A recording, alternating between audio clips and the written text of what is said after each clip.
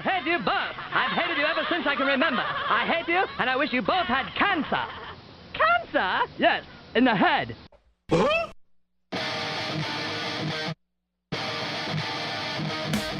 I'm as mad as hell, and I'm not going to take this anymore.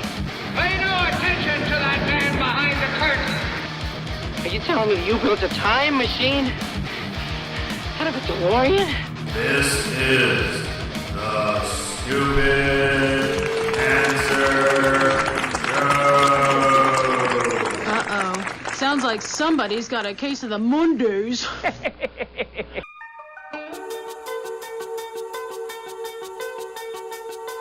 Hello there, children. Hey, kids. People seem to like me because I am polite and I'm rarely late. Don't worry, I got an idea. And now, the host of the Stupid Cancer Show, Matthew Zachary. Not that there's anything wrong with that. Because he has a lot of chutzpah.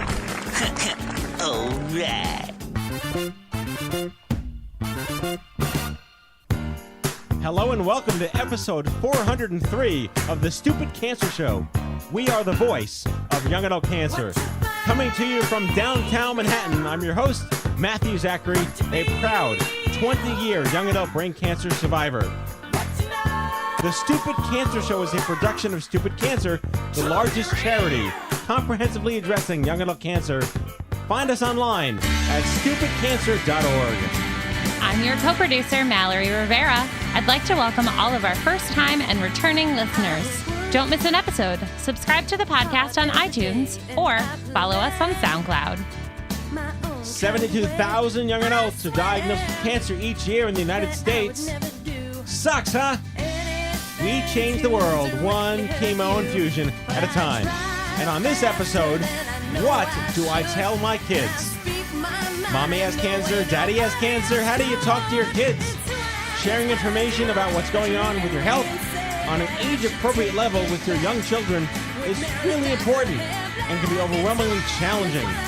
Jackie Woods, a licensed social worker, joins us to discuss how to start conversations and answer questions about your cancer with the children in your life. And it's Survivor Spotlight on young adult triple-negative breast cancer survivor Rachel Park and surprise drop-in guest, young adult Hodgkin's lymphoma 20-year survivor Shannon Black. All right, here we are. Episode 402. We're here. Hello, Mal. Hello. Hello, Laurel. Hello. We are Noel-less and Sean-less, which is okay. They get reprieves every now and then. Yes. Yes? Yeah. Girls rule. I couldn't help but overhear that you had one of those days was today. Today has been a manic Monday. That's just how I'm going to description. When you have to walk into the office and remove a shelf from the fridge to put the turkey you picked up in. Wait a minute. There is a turkey in the fridge. Oh, I didn't notice that. That is correct. You heard that, and it just keeps rolling along. I just see those infomercials about when your turkey's too big and like they have a product that like expands to fit your turkey in the oven. Yeah. Okay. It's like an inflatable turkey roaster. Maybe it was in the 80s. But it showed this woman like legit, like holding this giant, infomercials always start with like someone like screwing something up that's so obvious. Yeah, messing up the most, Yeah, obvious thing. So she's trying to like lift the turkey out of the sink and it slips and falls and anyway. That will not be happening with my turkey. Now I want to look this up. It's got to be on like one of those retro I'm TV very YouTube curious. channels. Really amazing. Well, I am back. I was away last week in Vienna. What a city. What an experience. What an amazing time. And those chocolates you brought back. Let's talk about those chocolates. They Those are legit. They really are legit. Wow. And then anything that has Mozart's face on it and then I get to eat it, Everything had Fancy Mozart's chocolates. face on it. It was like the ultimate tourist trap. They would stop Mozart's face on anything. I would eat that up with the spoon. Yeah, that it was just good. seems like the greatest. It was really, really good. Really amazing stuff. I was there. I think I mentioned this last episode. I was there to give a concert and speak to an audience of 700 biotech executives and clinical trials, C-suite level folks who are trying to make life suck less for people with cancer around the world. Nice. Pretty exciting. And I had an hour on stage, a little Q&A afterwards, and I got maybe maybe 75 business cards and like 100 LinkedIn requests. Nice. So it's exciting. We're in a good place now. We're not just talking about young adult cancer. We're just talking about access issues, the broken system. We can fix a broken system. We can help everybody, but especially young adults. So that was good. Anything else going on? We got Giving Tuesday coming up. Oh, Not that we don't like to date the do. shows, but people that do listen to the show, Giving Tuesday happening soon. Yes, we do. We have Giving Tuesday coming up, which we're really excited about. I'm excited to kind of share community member stories on that specific day. Sean and I have a whole lineup of people, and we're talking about what they were or who they were before meeting stupid cancer and who they are now. And I'm really excited to kind of go through and share those stories and be a part of that. And that's why Sean is not here right now. Because he's busy. He's busy Tuesdaying. It's that time of year. Yeah. And there was a really cool post on the wall on Twitter today. A nurse. It's like that conversation of the getting to the other side of the fence. The caregiver, caretaker, professional becomes the patient. Right. And I saw it on a lot of our community members' pages last week and a few days before that. And everybody's comments was like, oh my gosh, yes, just this. And so I'm like, okay, what the heck is this? So I went in, I opened it up, and I was reading through it. And I just thought it's so powerful because this nurse just describes all of these things that she thought she knew, being a caregiver and being a healthcare professional in oncology, all of these things that she just thought that she fully understood because that was her life. Every day she was helping cancer patients. But then being on the other side, being married and having kids, and then now having cancer, how she didn't get it. And that's just what's described the whole way through. It's written in these stanzas, these blocks, where she was saying, I thought I understood this. I'm sorry I didn't get it. And then she goes into the next one. And there are about a dozen or more of them. And it just gives you the shiver bumps. And everybody, and I think that the reaction on our page when we shared it today, just a few hours ago on Stupid Cancer's Facebook wall, so many people, again, just like the community members last week, so many people going through and sharing their stories. And then we got so many great replies back to the comments and just these really engaging conversations that are happening on that, talking about like, we're sorry that you had to get it to get it. Yeah. But yes, thank you for sharing this because this is exactly how it feels. You know, the people who think they understand, but that you can't actually understand until you are on the other side of hearing you have cancer. So Shannon Black dropping in as a guest. She came to the OMG East Conference in New York this past September. She came to the Toast fundraiser at Times Square in October. Kool-Aid drinking member of the Stupid Cancer community and celebrating 20 years, 21 years? 21. It's amazing. 21, yeah. Hodgkin's lymphoma. At 21 years old, 20 years old? No, I was 19 when I was diagnosed originally, and then it took a year to go through treatment. So I think the math is right. I always forget. It's easy to forget when you get out this far. Yes. But like you and I were talking about earlier, now you're in a whole other ball game. So I feel like not only have I been enfolded back into this world because of my cancer, dealing with long-term side effects, I have this experience that I can bring to this community now too, which is really exciting. And that speaks to something interesting. Like, you're out. What drew you back? Why would you want to come back into this club that you've been distanced from? Well, willfully so for so many years. And what brought you back to Stupid Cancer?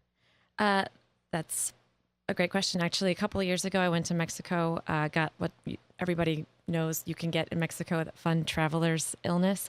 And it snowballed into a 3-month drama of infection and all kinds of things that were happening with my immune system that had never happened before. Wow. And that's when I got actually introduced to Dr. Effinger at Memorial Sloan. Oh, yes. And it was a bit of a wake-up call because I've struggled over the last 20 years with my relationship with cancer. Do I want to be known as a cancer survivor? Do I not want to be known as a cancer survivor?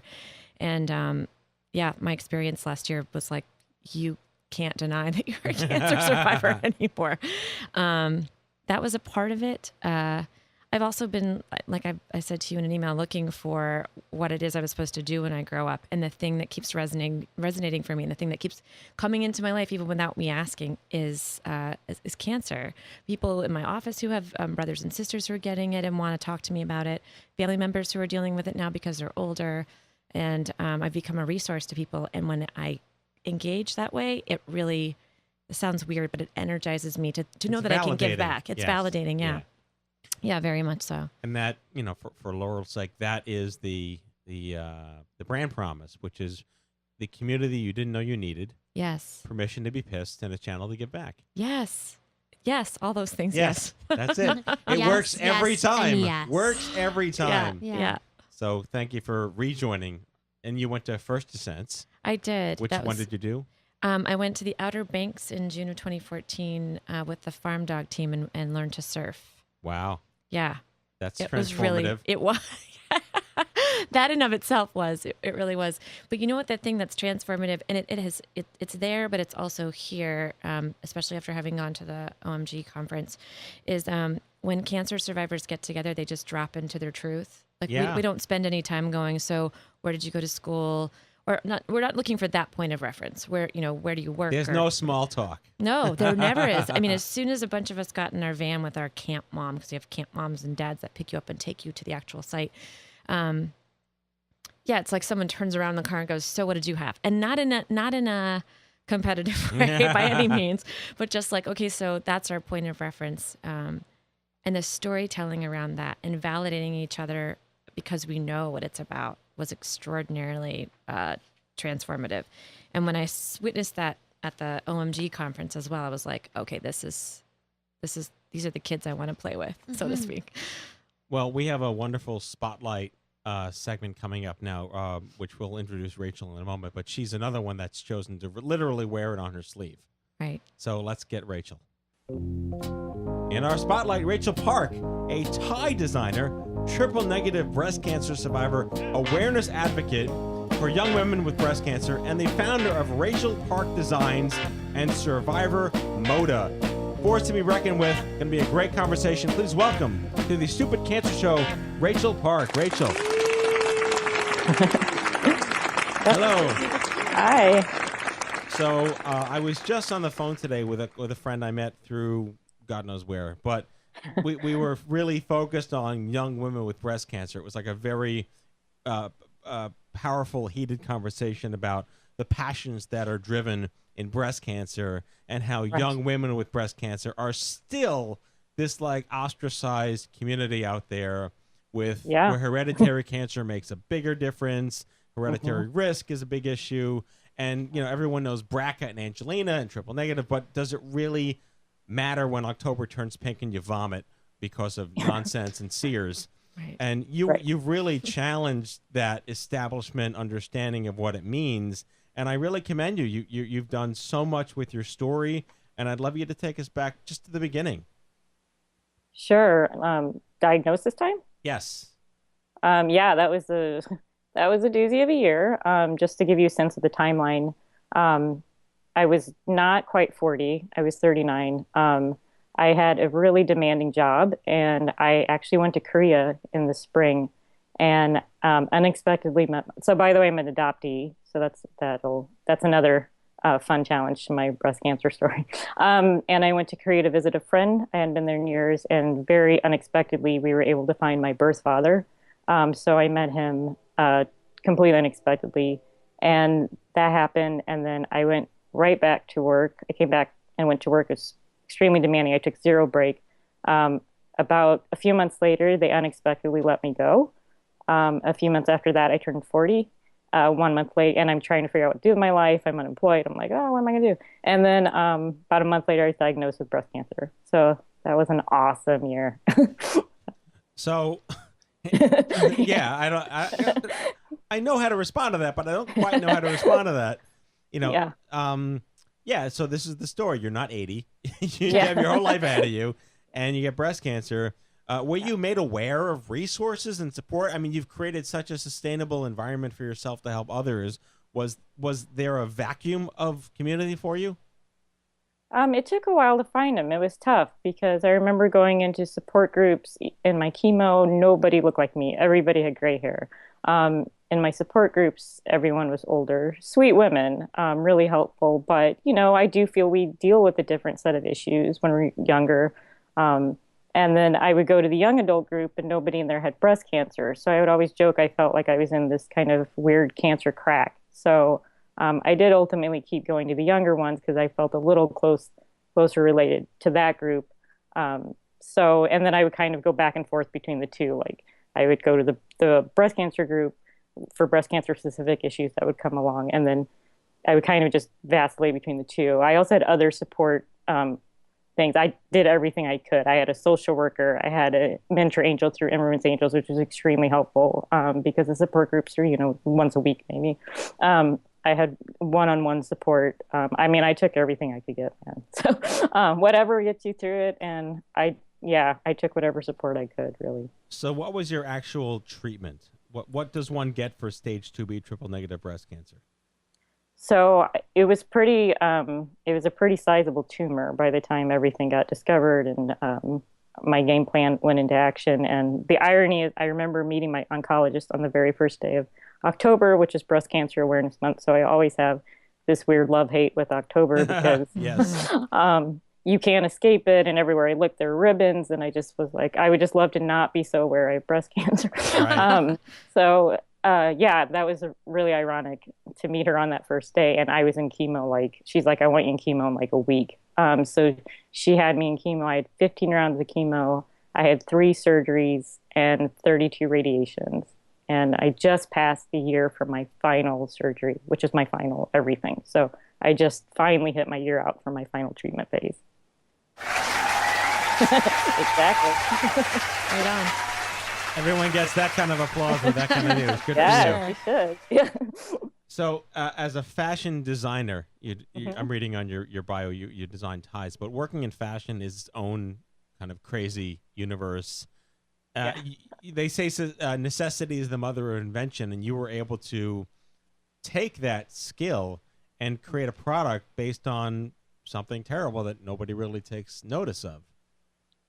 Yeah. I was in radiation. Just to back up, I actually was fortunate to have an aunt who taught me how to sew when I was younger. So I sewed, I've been sewing since I was a kid, and she really took me under her wing and showed me how to sew. While I was going through surgery, she sent me this amazing care package with products that she'd help me get through surgery. And one of them was a pillow to help with the seatbelt and just comfort your chest because you're so irritated with whether you have a port or just after surgery. It's so helpful. And I had really, used it quite a bit. And I had a friend who was also a survivor about to have her own surgery. And I thought, you know what, I'm going to make her one. And I kind of updated it and, put my own spin on it and gave it to my friend before her surgery. And she was even like, I didn't even realize I needed this. And I said, no, but you're going to be really glad you have it. So take it with you to the hospital. And she did. And she was, just seeing her reaction, which originally was just meant to be a gift. And then I started, giving them out more and then started getting more feedback from survivors. And I thought, you know what, I think I could really, it just helped me also to feel like I was doing something because I wasn't able to work during treatment. I was really just focused on healing and getting through it. It was over a year of not feeling, like being focused on anything else except that. So it gave me an excuse to sew again. It gave me some creative outlet. Everything I looked at had ribbons all over it. I hated that. I didn't want that. So there's always a touch of pink I have in it, which is to honor the breast cancer survivors, but I purposely don't like the ribbons all over everything. So that's one of the biggest feedback points I get about my product. So and now I've created the seatbelt pillow, and it's now available on Amazon, Etsy, and my own website. Yeah, and it's called the Park Puff, if I'm correct. Mm-hmm. Yeah, and you solve the problem, and most people don't know that there is a problem until someone solves it. Yeah. So I mean, I guess for those listening, explain to us why this is necessary and what the challenges were that women face with seatbelts. Yeah. I honestly used it all throughout my treatment, but I started it during radiation. Your chest is so sore. It's almost like a sunburn. And the seatbelt, it's so sensitive. And so the seatbelt rubbing against it is really painful. A lot of times, treatment centers or doctors will tell you, take a pillow with you in the car. And so you just are supposed to kind of put that between your chest and the seatbelt. And I found, that was great. Sort of the pillow kind of moved and didn't always stay in place and things like that. And yeah, this was just like, I felt like I could, put my own spin on this. I could help survivors and doing this. And so, yeah, I just sort of did a nice spin on what the wonderful gift that my aunt provided me, and made sure it was okay with her to update it so we don't end up in trouble later. Right, of course. And once I had her blessing, she's like, go with it, I'd love to see what you do with it. And yeah, now it's just a really amazing sort of offshoot business that I didn't really anticipate, because I was doing my ties before anything. Obviously everything went on pause during treatment. Sure.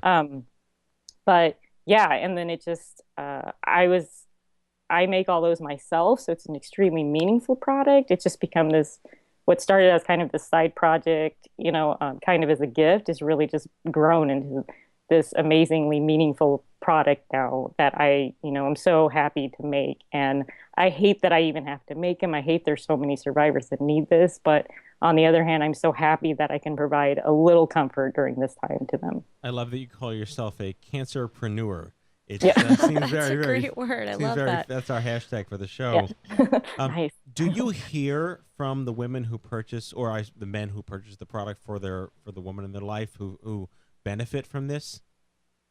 Yeah, it's interesting because since it's mostly online and I ship worldwide, I've had some people in England buy them because you can really put it on either side of the car, which I hadn't even thought about. But so I've gotten some orders from there, which is great. But since I'm shipping them, I don't always get to see the immediate reaction, and you kind of do, sort of forget the original intent. I think once you're just sort of making sure you're filling the orders and things like that.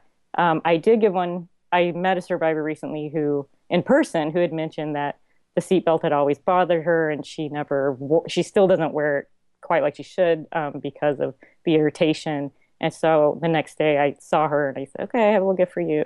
And I just sort of left it for her, and didn't get to see her. She came up to me a few minutes later and she was almost crying. And then of course I started crying, but it just reminded me like, oh yeah, like this is, she was so touched, and it was such a helpful product for her. And it just reminded me like, why I originally started it and what I could provide. I mean, there's so little you feel you can do during this time, but it's just nice to know you can help a survivor in some way during this time, just feel a little bit better, make them feel maybe a little less alone, a little more comfortable during treatment. Well, we in a very vernacular way, we say we try to make cancer suck less. Yeah. Right. Exactly. That's our business. We're in the Absolutely. making cancer Yes. suck less business. At the top of the interview, you mentioned that you're an adoptee and then you had a genetic cancer. That's got to be a ball of wax. Yeah, it was kind of a double whammy. I remember the week I had shaved my head. It was a Monday. I finally just couldn't take it anymore. It was falling out, all that fun. And I remember just asking my boyfriend, I'm like, just do it, just shave it. So I remember that was a Monday. And then I found out that Friday that I was actually BRCA positive. So that was a tough week. And then just, what do you do with that information? And also not having my genetic history was a whole other, added challenge to going through treatment as an adoptee, as a cancer survivor. I mean, what's the very first thing every doctor asks you is, what's your medical history? And I don't have those answers. So it was a bit of a shock, but yeah. Yeah, that's got to be intriguing. Yeah. So I love that your products. I mean, we're on your website, rachelpark.com. These ties are incredible and they're bespoke. So I'm a guy. I don't know what these things mean because I'm a guy, and I'm not a hippie. I don't travel in the Williamsburg crowd, whatever. Hipster. Hipster's the word. See, I didn't even know the he's words. not a hipster. I'm just when you said Williamsburg, I knew it. I'm just this like Jewish guy from Brooklyn. No, but bespoke. You made to suit, and that's really impressive. And what's that been like for you? Yeah, it's great. I mean, I'm really short. I'm under 5 foot. I always knew that clothes were not one size fits all. I actually think ties contrary to popular belief, are not one size fits all. That's so true. You see that all over the town in New York. Yeah. And I mean, a regular tie is very long on me, so I always have to have mine custom cut. And yeah, I found that I just really wasn't an off-the-rack tie designer. And I was like, you know what? That's really one of my benefits. And I think one of the uniquities of my business. It is bespoke. It's made to order. They're all handmade in New York. I like to call it slow fashion. It's a long production time. It's handmade. They're beautiful and wonderful quality. And yeah, I'm just really proud to make them. I just noticed that you have a Star Wars branded Park Puff. Mm-hmm. That's pretty cool. I do. I just gave one to our friend Mars for their ride home from the hospital with the new baby. So yeah. Mars and Lisa, our friends. Yeah. Oh, that's awesome. We love them. Yeah. They're good friends of the show. Incredible supporters of Stupid Cancer. Very cool. Yeah, that's awesome. Well, I mean, I'm really inspired by this. It's always someone who chooses to give back, and we were joking people who wear it on their sleeve. Shannon and I go back 20 years with our cancers each respectively, and we're choosing at this point to wear it on our sleeves. But when you're fresh out of the gate with your 1 year anniversary and you're really in the trenches, that's incredibly commendable and inspiring. Oh, thank you. Appreciate that. Rachel Park, tie designer, triple negative breast cancer survivor, awareness advocate at rachelpark.com and survivormoda.com, maker of the Park Puff Star Wars edition, now available. Nice. Thank you so much for joining us. Take care, Rachel. Thank you for having me. Bye-bye.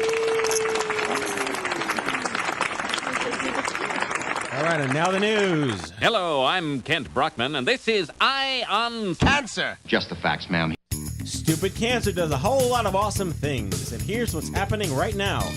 Join us for a different kind of social mixer. No pressure, no judgments, no stigma. Best of all, no sitting around in a circle sharing your feelings.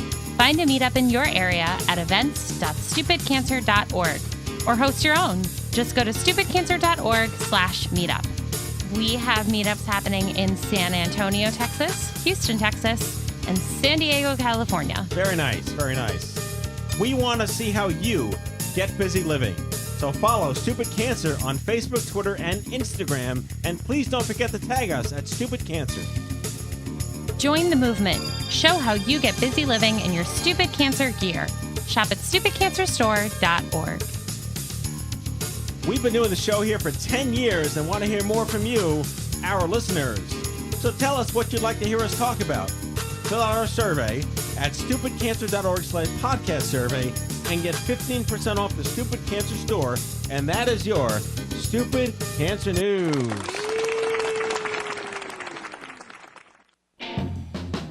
Jackie Woods, a social worker who has experience working with young adult cancer survivors in Baton Rouge, Louisiana. She will be speaking with us right now about how to talk with your kids about your cancer diagnosis. Please welcome to the Stupid Cancer Show, Jackie Woods. Jackie. Hi. Thank you so much for joining us. This is such an, I would say, an undiscovered and understated conversation that is so unique to what makes young adult cancer different when you're diagnosed and you have young children. Yes, I agree. It's definitely not something that most cancer patients really have to talk about. No, that is absolutely, I get asked all the time, even 10 years later, well, why do you focus just on young adults? And I always say, well, it's not like it's better or worse than kids and old people, but it's different. Oh, really? How's it different? Well, our gonads work. And we have little babies sometimes. And what do you do with that? I'm not worried about my retirement house in Florida on Medicaid when I have prostate cancer. Oh, I get it now. But your career just started. Yes. And now it's been sidetracked before it even began. Exactly. So Jackie, what got you into this line of work? You're an MSW. Yes. So as an intern in grad school, I heard about a nonprofit in Baton Rouge, my area, that was just an amazing place to intern. And I really didn't have any experience with cancer before. but I thought I'd check it out.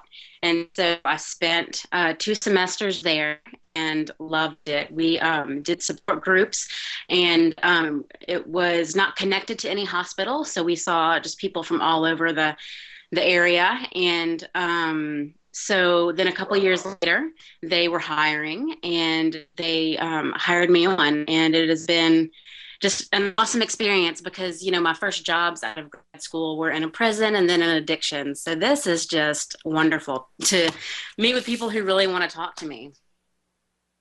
Well, I commend you on that choice. And again, young adult cancer isn't really sexy. It's not bald kids.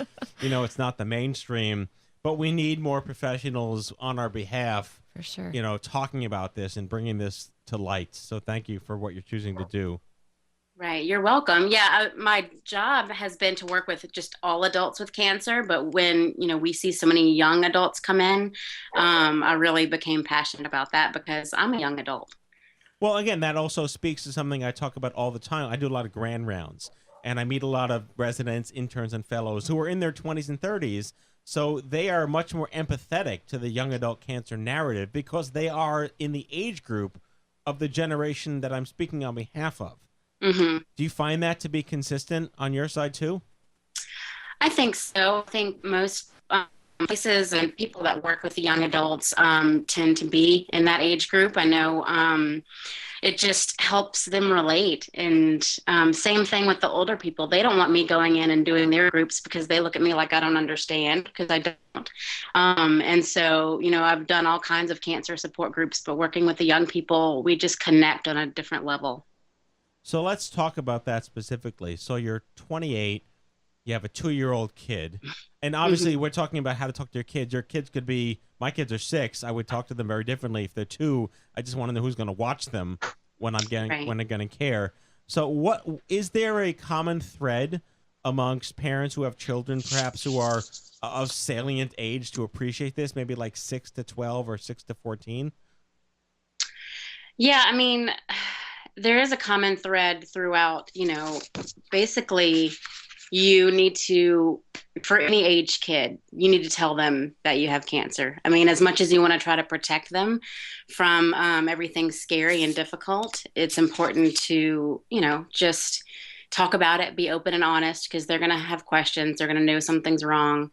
So, a lot of the things, detail changes, the amount that you tell them, but the basics are all the same. So in terms of little kids, there are lots of books out there, how to talk to your kids with cancer. Do those matter? Or is it really like at the end of one level where you just don't know what to do and you don't know these books exist? I think, no, most of the books probably say the same thing. And so they're useful if that's something that you want to do. But basically, just talk to the kids, be open, just like you would do about any kind of important conversation, answer their questions, don't let them be scared, reassure them. So yeah, there's some basics that you can do without having to read a book, but I definitely, if for people who want to be super prepared, would recommend checking out a book and read it with your kids. So there's YouTube we have found is helpful, especially with this generation. I've done some camps for kids who have parents with cancer, and we put on, Charlie Brown on YouTube, and he's got a friend going through cancer, and they have all kinds of things out there. So you're 26, you have a kid, and there's a lot of books out there, and the last thing on your mind is, what's going to happen to me? Your natural instinct is what's going to happen to my kid, and yet you're the one that's sick. Can you share with us some of the stories you have of talking to the young adults with children that you meet at your clinic? Yeah, so I've talked to several, usually it's the moms, but sometimes dads who are just, they come to us asking, how do I tell my kids, or should I, or what do I do? And the books are helpful, definitely, but we can give some pretty simple advice, keep the same rules and routine, you know, when you're going through all this stuff. Try not to change up their lives too much. And when you're having the conversation with them, be consistent. You may have to tell them more than once. Use the word cancer. That's really important, not to kind of sugarcoat it or dance around it. I know, especially with things like lymphoma, just saying I love lymphoma or I have lymphoma, that doesn't mean anything to them because they don't know that that's cancer. So using the word cancer, although it may be scary to you, they need to know it because they're going to hear other people talk about it, whether you want them to hear it or not. They will, and they know something's wrong. So let them know what kind of treatment you're doing and let them be in on not necessarily the decision making, but let them know, you know, I've thought about this and this is what the doctor says and this is what I'm doing. And it's really important that they know the terminology. So things like chemo, radiation, recurrence, you know, and they may think they know what something means, but you might want to check to be sure because they could be totally off. I actually recently read something where someone said that to their kid that they were having tissue removed, and the kid thought they had Kleenex in their body. Oh, yeah. So, yeah, you really have to be clear on what you're saying to them and how they're understanding it because they might not ask the questions. Right, and again, it can go back to how old is your child? What is their Right. developmental stage? What are they going to comprehend? And mommy has a boo-boo, may not cut it. Right. Yeah, and so that's important for them to know, like, you know, you say you're sick and then you lose your hair. Well, if I get a cold, am I going to lose my hair? You know, could I die if I get sick or if Dad gets sick too? So, you know, depending on the developmental stage, they have a lot of different questions, but mostly some of the more common worries that they have, the basics are, who's going to take care of me? So, you know, kids are selfish. They are just made that way. And so they're thinking about themselves and they want to know that they're going to be okay. And so what I usually tell clients is you can't make promises. Don't make any promises that you can't keep, but let them know that no matter what, that they will be taken care of, which is really important. And so if you have a plan, give them the plan. You know, after school, since mom's going to be sick and not feeling good because of treatment, your dad's going to pick you up and bring you home, or grandma's going to bring you to some gymnastics, or, you know, whatever that plan is so that they can be prepared. And that also goes back to the situations where there may not be a spouse or a partner or a grandmother out there. We've heard stories on the show in disparate communities and urban communities where there is no parent even. There's no other parent. There's Right. no other caregiver. Or it is the grandmother who's old and infirm, and that's all you have. So just reinforcing Yeah. how difficult and different it is to be in this age group. And you mentioned in your talking point, your notes here, like the unthinkable. Mommy's dying. What does Right. that mean to my son or my daughter? And let's say Right. they have siblings, and how do siblings communicate with this? And then I've also heard stories. My friend had cancer, and his kid was in high school, and the kid got shit because mommy was bald. Like, that's horrible, but that happens. And you know, what do you do Wow. there? Yeah. Yeah. So, that's a lot of different things. I but know. Yeah, Yeah, so- sorry. I'm dumping everything I on was gonna say, you. Jackie, do you have those kinds of scenarios? Like, I'm very curious when the people come into your clinic, is this something that you start the conversation around, or do they? Because I know even from my own experience, my family, I was 19 and my family just didn't talk about it. You know, and I was the one who was sick, mind you, it was different, but my family wouldn't talk about it. And I'm just curious if there's people that come to you that are asking for help to talk, or if you engage that conversation first. And yet, how do you deal with all these other variables? Right. I think it's both.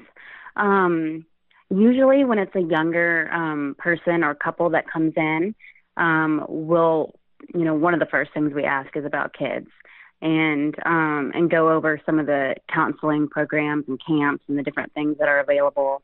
Usually we'll try to remember to ask about, do they know? How much do they know? How are they doing? And, counseling is important for kids if can see that they're having struggles. So things like mood swings, drop in grades, fights, disruptions. Even for younger kids, things like bedwetting, thumb sucking, if they are regressing in those ways, then that's definitely, something that you need to look out for. As far as, I see a lot of older adults as well, and usually don't ask them if they have kids. But we have started in the last several, years to really make a point to do that, because there are so many kids living with their grandparents now. Right. That there's often kids in the home, even when the person with cancer is older. So we try to make sure that our services are available to them, because they have those close bonds with those grandparents. So it's more than just a young adult cancer thing, but definitely, it's mostly the younger people, anywhere from, 16 to 50. Right. But as far as just not having other resources, like grandparents or another spouse, for a single parent going through cancer, that is really hard. And that's where you really need to kind of set aside your pride and talk to people, ask for help. So go to your church if you have one. Big thing is to reach out to your kids' schools or daycare facility, talk to the teachers, the coaches, counselors, make sure everybody knows what's going on. Not that you're, spreading your business, but just so that if they can help you, then they will. But they can't help you if they don't know. So if your kid's struggling in class or struggling, on the sports team, they can get a little extra help. Or, the teacher might say, how are you doing today? And check in more. So that's very important to reach out to those people in your community anytime, but especially if you don't have that family support. Jackie, we're talking about the children affected by their parents' cancer. Are there services for those children? I know there are lots of camps out there that young children can go to where they meet other kids whose parents are sick. But are there any direct services for the children themselves? Well, I know here in Baton Rouge, Cancer Services has free counseling for adults and children going through cancer, as well as grief. I don't know a whole lot about other states. What I would recommend for everybody to do is call or go online to, the American Cancer Society, or call your local American Cancer Society and see what they can recommend, because they usually have all that information for all their local areas.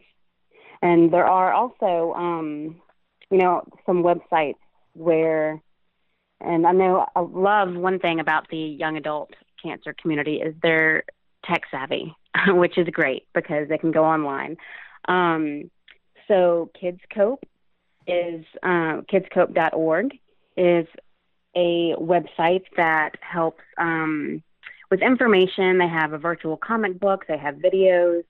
They have, all kinds of stuff. There's also childrenstreehouse.org, which is another organization that helps link kids to support services. So there are things out there. You just have to kind of look for what's in your area. There's not like a national, cancer, kids counseling, but, depending on your insurance situation, because if you have insurance, you can usually go somewhere to get counseling. But if you don't, there are social services for counseling that will counsel kids. They just may not specialize in cancer. This is blowing my mind right now. I feel like I have to say this, and it speaks to the profound necessity for folks like you that I just visited with a friend this weekend who has a 12-year-old, and I've watched them struggle bringing her up, and she's perfectly healthy with both, trying to get her to the right schools or take care of her health or, just deal with the whole behavioral thing of growing up. But to have to deal with this, like you're talking about all these camps and these organizations that we just would never dream of having to Google for our kids. We're always looking for summer camps for our kids, not for summer camp Cancer for camp, kids. yeah. But it's extraordinary, the work that you're doing. It's so important. It's really important. Yeah, thank you. It's one of those things, like you said, that you would never think about needing until you need it. And, like you said, I have a 2-year-old, and as hard as that is, and I'm perfectly fine, I can't imagine having cancer right now and having a baby. And, I would see in my work, like, several times within, a month period, young women come in and say, I was diagnosed right after giving birth. And I was breastfeeding and found a lump.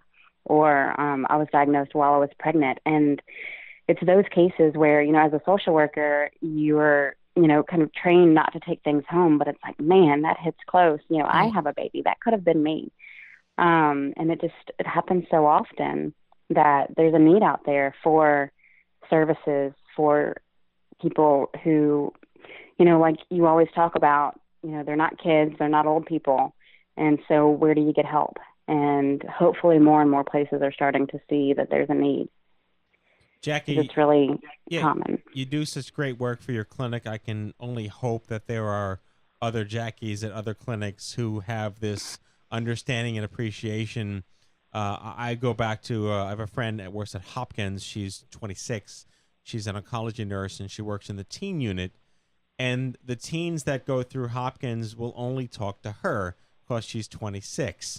So there has to be, I can't imagine, like we talked about how you are in the generation age group, you're in the checkbox of the patients for whom this narrative matters most. There aren't that many out of the spectrum of professionals out there. I'd love to know if there are more younger, up-and-coming social workers and nurse navigators that are out there who can be empathetic to this, because so often it just isn't in the mind's eye of the caregivers, of the medical professionals. Mm-hmm. Yeah, and I can only hope so. I know tons of social work students graduate every year, whether they're from undergrad or graduate school, and they're going into all different kinds of fields. But they're the people who need to be looking out for this, because it's a great opportunity to have while you're young to work with people that are in this, age group and stage of life where, whether it's school or work or having kids, we can relate so much. It'd be great to see hospitals and organizations, maybe even like this one, start recruiting, because I just had this conversation with a social worker at Memorial Sloan, because I'm thinking about getting my master's to do work not unlike the work that you're doing. And she said that the field is so saturated, but that this particular area is probably the weakest in terms of its support, supposedly. Yeah, there's a real need for it. Yeah, certainly. Well, Jackie, I can't thank you enough for joining us on the show. You do amazing work, and you're a testament to everything that we need as a movement to make cancer suck less. Well, thank you so much. Thanks for having me. All right, Jackie Woods, a social worker who has experience working with young adult cancer survivors in Baton Rouge, Louisiana. Thank you for joining us. Take care. Thanks. Bye-bye.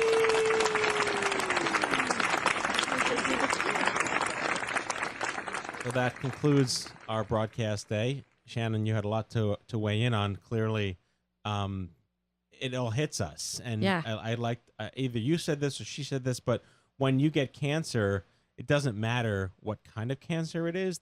We say in our manifesto that the playing field is leveled, and that it's not a contest about body parts and who's worse and who's off. Because, I have kids. I didn't have kids when I was sick, but I can empathize for people that have kids when they were sick. Not just because I have kids of my own, but we get it, how hard it is to be well when you're this age to begin with. I mean, they must ask you about it because it's such a big part of your life. Yes. Right? And like the ever other foot or shoe dropping syndrome that we all kind of live with.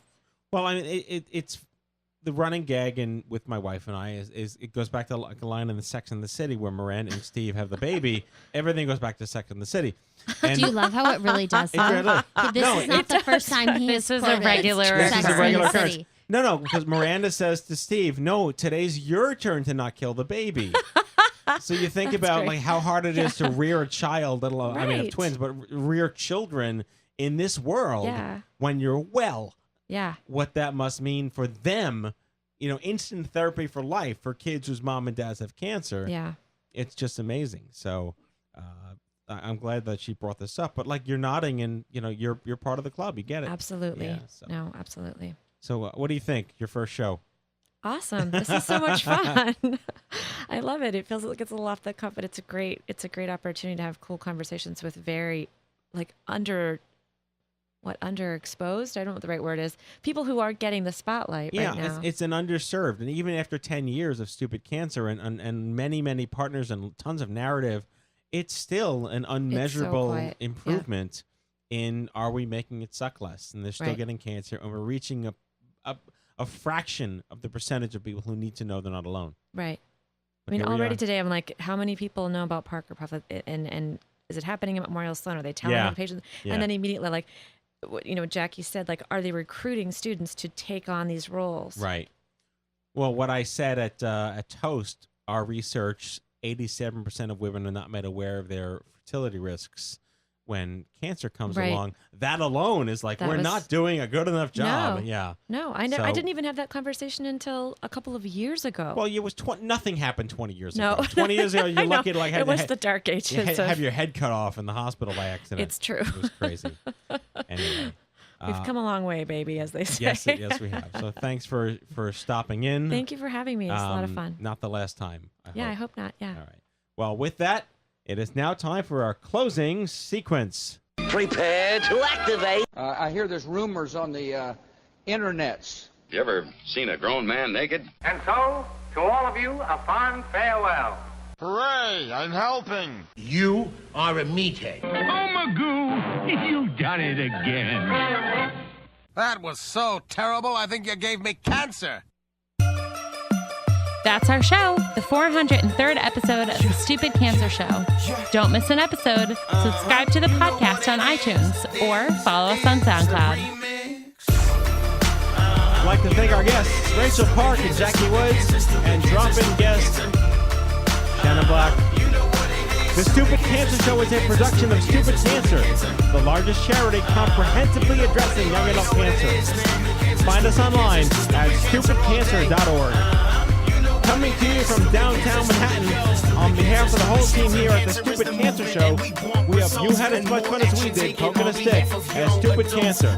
Thanks for listening, and we'll see you back here next time. Goodbye, folks. I just did what I had to do, ain't like I had a choice, but I'ma make damn well sure we have a voice, cause cancer affects everyone, whatever the age. Now imagine you're 25, diagnosed when you're engaged. Hello and welcome to episode 403 of the Stupid Cancer Show. We are the voice of young adult cancer. Coming to you from downtown Manhattan, I'm your host, Matthew Zachary, a proud 20-year young adult brain cancer survivor.